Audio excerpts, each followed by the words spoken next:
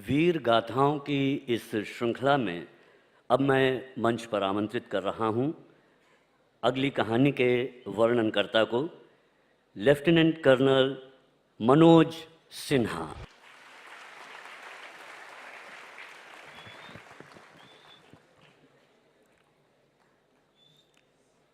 हतो वा प्राप्स्यसि स्वर्गम जित्वा वा भोक्ष्यसे महीम तस्मादुत्तिष्ठ कौन्तेय युद्धाय कृत निश्चय। ये वो श्लोक है जो मेरे परम मित्र मेजर पद्मपाणि आचार्य महावीर चक्र ने जीवन के अपने अंतिम पत्र में जो उन्होंने अपने पिता को लिखा था, इसको उद्धृत किया था कि हे कौन्तेय, या तो तुम मरकर स्वर्ग की प्राप्ति करोगे या विजयी होकर इस पृथ्वी पर राज करोगे, इसलिए तुम दृढ़ निश्चय कर युद्ध के लिए खड़े हो जाओ। और मेरा दोस्त मेजर पद्मपाणि आचार्य कारगिल की लड़ाई में दृढ़ निश्चय कर खड़ा था, बढ़ा था, लड़ा था, मारा था और मरा भी था। देवी और सज्जनों, नमस्कार। मैं प्रारंभ करूंगा अंत से। मेरे दोस्त, मेरा मित्र शहीद हो चुका था और मैं एक सैनिक अस्पताल में उसके शवगृह में खड़ा था। मेरे चारों तरफ न जाने कितने शहीदों के शव थे और मेरे सामने मेरा मित्र मेजर पद्मपाणि आचार्य का शव था। उसके मुखमंडल पर विजय, वीर गति एवं स्वर्गारोहण की एक असीम शांति थी और मेरे लिए, सिर्फ मेरे लिए, अपने दोस्त के लिए कुटिल मुस्कान भी थी। निकल गया ना मैं तुझसे बहुत बहुत आगे, वो मुझसे आगे निकल गया। अपने रेजिमेंट की वीर भोग्या वसुंधरा के मंत्र को चरितार्थ करते हुए वो वसुंधरा पहुंच चुका था। मैं वहीं खड़ा था, सोच रहा था। पहली बार सन 1992 भोपाल के आर्मी के सिलेक्शन सेंटर में इंटरव्यू देने के लिए जब मैं पहुंचा था तो वहां मिला था वो मुझे। 4 दिन का इंटरव्यू हमने एक साथ दिया, एक साथ सिलेक्शन हुआ, फिर 4 दिन का मेडिकल हुआ हमारा एक साथ। उसके बाद हम एकेडमी पहुंचे, एक ही बटालियन, एक ही कंपनी, एक ही प्लाटून।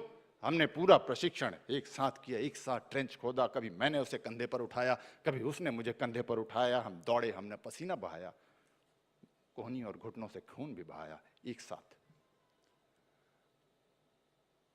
उसके बाद वहां से जब एकेडमी से अफसर बनकर निकले तो हम अलग अलग कश्मीर पहुंचे, हम दोनों ही, लेकिन अलग अलग स्थानों पर। वहां मेरी उससे कोई मुलाकात नहीं हुई, लेकिन उसके उपरांत वापस ग्वालियर में हमने एक पूरा कार्यकाल एक साथ बिताया। और उसके बाद उस दिन मैं वहां अस्पताल की मॉर्चरी में उससे मिल रहा था आखिरी बार। सब बातें याद आ रही थी मुझे। अगर चाहूं मैं सुनाना वो सारी की सारी बातें, कट जाएगा ये दिन तो क्या, न जाने कितनी रातें।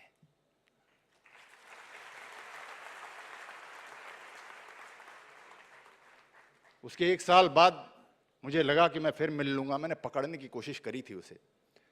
जब मैं भी एक लड़ाई में, मेरे भी बस्ट लग गया था, मेरे गले से गोलियां चली गई थी, तो मेरे भी मन में पहला ख्याल आया था कि आचार्य आ रहा हूं भाई, क्या करें।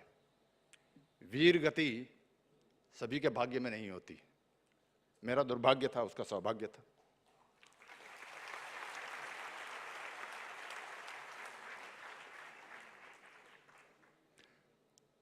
असंभव नहीं था उसके लिए कोई भी कार्य, न किंतु न परंतु, बस विजय अनिवार्य। नाम था पद्मपाणि आचार्य। और फिर उसके बारे में इतना ही बताऊं, बातें तो बहुत हैं, लेकिन वो ना शुरू से उसका जो लक्ष्य थी, उसकी जो महत्वाकांक्षा थी फौज में आने की, वो एक बच्चे की तरह थी। एक बच्चे को अगर पूछा जाए कि तुम फौज में जाके क्या करोगे, वो बड़ा होकर भी और कुछ समय बिताने के बाद भी उसकी वही महत्वाकांक्षा थी कि मुझे 26 जनवरी परेड पर राजपथ पे कमांड करना है और युद्ध में शत्रुओं का संहार करना है।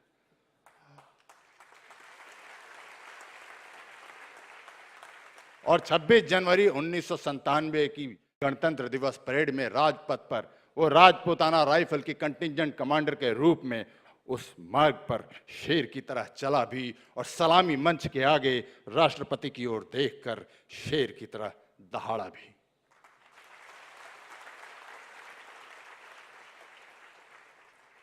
जो हमने एक साथ पीस में टेनवर काटा था ग्वालियर में, तब तक मेरा और उसका, हम दोनों का विवाह हो चुका था। हम अपनी पत्नियों के साथ थे। मेरी एक नवजात पुत्री भी थी जिसको वो देखकर अक्सर कहता कि मेरी भी ऐसी पुत्री होगी। वो जो सोचता था वो होता था। उसकी भी इच्छा पूरी हुई, क्योंकि जब उसे वीर गति प्राप्त हुई तो उसकी पुत्री उसकी पत्नी के गर्भ में थी। आज मैं सोचता हूं कि काश उसने कुछ उससे ज्यादा मांगा होता, उससे ज्यादा कामना की होती, इस बात की कामना की होती कि मैं अपनी पुत्री को गोद में खिलाऊंगा भी, उसका कन्यादान भी करूंगा, उसके उपरांत भी रहूंगा। काश उसने ये कामना की होती तो ईश्वर उसकी हर बात सुनता था, ये भी सुनता। लेकिन शायद वो कामनाओं की मर्यादा का बोध था उसे पता था कि जब ईश्वर ने वरदान दे रखा है तो सोच समझ के मांगना चाहिए। अब उसकी अंतिम कामना, युद्ध में शत्रुओं का संहार। कारगिल का युद्ध शुरू हुआ 12 जून। पहला उसे अवसर मिला रात को हमला करने का पॉइंट 4590 पर। वो अपनी कंपनी की लीडिंग प्लेटून की लीडिंग सेक्शन के साथ आगे बढ़ा और बंकर के नजदीक पहुंच गया। एकदम चारों तरफ से मौत की बारिश, सीधी खड़ी चढ़ाई, शून्य से कई डिग्री तापमान नीचे, लेकिन वो बढ़ता रहा। 8 पाकिस्तानियों को उसने वहीं ढेर कर दिया। 4 वहां पर थर-थर कांप रहे थे। थोड़ी देर को उसका मन हुआ कि इनको मैं जिंदा पकड़ लूं। वो वहां नजदीक गया, लेकिन वहां पर उसने देखा कि 10 दिन पूर्व एक हमारी भारतीय सेना की दूसरी बटालियन ने जो हमला किया था, उस वक्त हमारे कई जवान शहीद हुए थे, उनके शव वहां पर पड़े थे। उसकी आंखों में खून उतर आया। उसने अपनी कटार निकाली और उन शत्रुओं के खून से उस कटार और इस मातृभूमि दोनों की प्यास पूरी की। उसके बाद उसने पोजीशन ली। 4 पाकिस्तानी दोबारा काउंटर अटैक करने आए, वो भी लटा दिए गए। उसके बाद तो उसके मुंह में खून लग चुका था। वो बेचैन था, कब कितना और मौका मिले। लेकिन अगले 2 हफ्ते तक उसे जब कोई बड़ा अभियान नहीं मिला तो वो काफी बेचैन हो गया। वो रोज आके अपने सीनियर से बोलता, सर अगला अगला अगला अगला। और फिर उसे बताया गया कि 28 जून को तुम्हें फिर जाना है, 3 पिंपल पर अटैक करना है और उसे कब्जा करना है। उसकी तो खुशी का ठिकाना नहीं रहा। वो दौड़ता हुआ गया अपने जवानों के पास और ये खुशखबरी सुनाई उसने और कहा कि अब मजा आएगा। मजा तो बच्चों अब आएगा। और फिर वो चढ़ा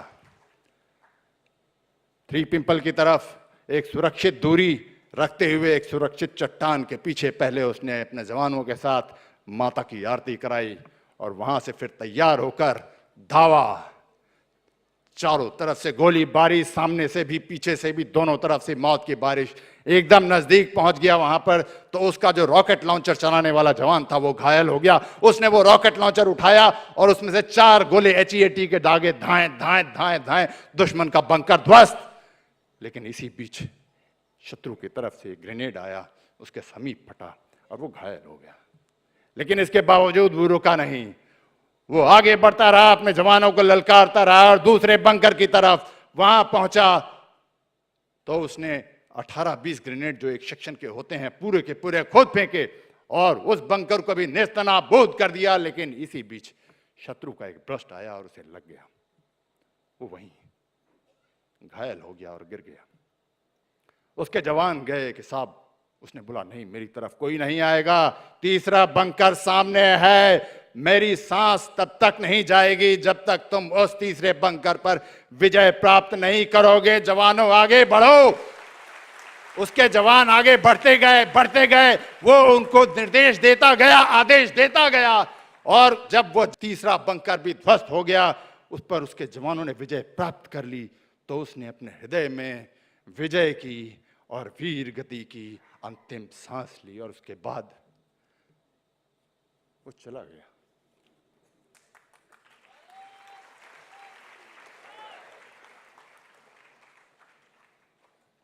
और अंत अब अंत में प्रारंभ से करूंगा। प्रारंभ कारगिल युद्ध का। एक तरफ हमारे प्रधानमंत्री दोस्ती का हाथ लेकर लाहौर गए थे और दूसरी तरफ पाकिस्तानी धोखे का खंजर लेकर कारगिल। रोष में आया था हिंदुस्तान का हर सिपाही, रोष में आया था मेरा दोस्त, और वह कारगिल पहुंचकर उसने शत्रु की तरफ देखकर बोला था, है प्यार तुम्हें समझना नहीं मंजूर शायद, है दोस्ती का ये नया दस्तूर शायद। हाथ जो हमने मिलाया उसका सिला है, आ गया घुसपैठियों का काफिला है। हम सिपाही हिंद के इतना बता दे, आ गए हम मौत तुम्हारी तुमको जता दें। हमारे खून का उफान तुम अब देखोगे, अपने हर तरफ तूफान तुम अब देखोगे। हम हिमालय पर लगा हर मैल हटा देंगे, हम हिमालय पर लगा हर मैल हटा देंगे। गिरे बांध पकड़ के तुम्हें वही धूल चटा देंगे। अगर हिम्मत है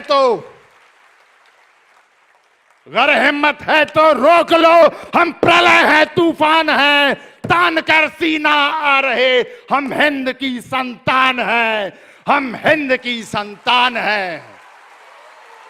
मेजर पद्मापानी आचार्य की, मेजर पद्मापानी आचार्य की, मेजर पद्मापानी आचार्य की जय हिंद, जय मां भारती।